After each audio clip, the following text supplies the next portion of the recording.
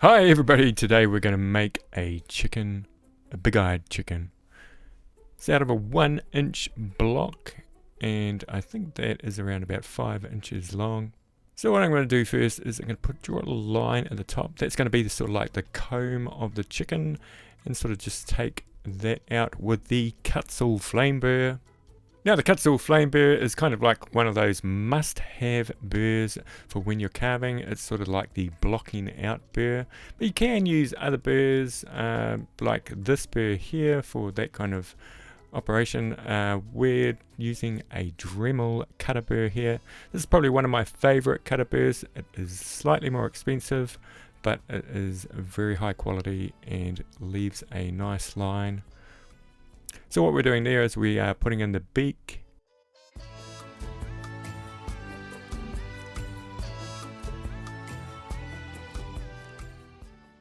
And I'm using a T-shaped burr to get those lines in as well. I sort of like swap over just so you can sort of see that you don't have to use exactly the same burr as I am using. There's lots of different options always. So we're going to put in the eyes now. Now that one on the left I did before, and I was just sort of like doing that one quickly just so I could sort of get the feel of doing one for the video. Now I'm going to use the bowl burr for starting the eye with. I actually finished it off with, what did I finish off with? A Kutzall fine taper burr, and also some T-burrs as well, and also I think a trumpet burr, which is later on. So once you have the eyes kind of sorted out, you can sort of shape the back of the head then. You're kind of like happy with the front of the face, and then you kind of can take the head back, make it maybe a little bit more thinner on top. It's always good to do the front of the face and then sort of like correspond the back of the head to it. Now I'm using that fine Kutzall taper burr. It's really nice for sort of like details like this, and sort of like trying to make the eyes a little bit rounder and a little bit more googly, I guess you would call it. Now I'm using a big T-burr to try and get that sort of like cut in between the two beaks, the upper beak and the lower beak. Now you can sort of see I kind of stuffed up on that lower beak, so I'm going to kind of reshape it. It might be a little bit undershot, but I think birds' sort of beaks are a little bit smaller on the bottom one. Give them a little bit of a smile. So it's really like using the top of that burr to sort of flatten that beak out and try and make that kind of like half a pyramid kind of shape, I guess it is. And you just do that until you're kind of happy with it. Now, because that bowl burr isn't quite big enough to go over the whole eye, you sort of make little sort of cuts into the eye and sort of make it a little bit more deeper there, just so it sort of like really sort of sticks out like a cartoon eye. Now I always get questions on what burrs I'm using, so I try and make it as easy as possible. That number 10 is linked in the description. If you look at 10 in the description, we'll have the large T-shaped burrs, and these are all affiliate links, which just generally means you don't pay any extra, but I get a little bit of a cut out of that sale, whether it's from Amazon or Kutzall. Actually, I believe Kutzall actually gives you a little bit of a percentage off. I think it's about 5%. So that just really helps the channel out and keeps me making these kind of videos.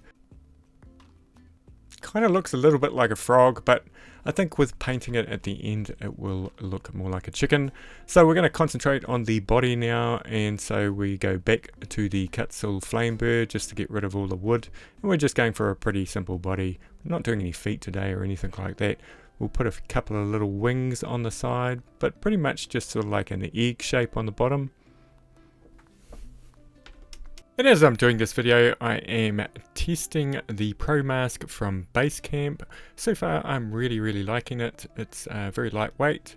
It's comfortable as a mask it's going to be that you're wearing it, and it doesn't fog up my glasses, which is a big plus when you're carving.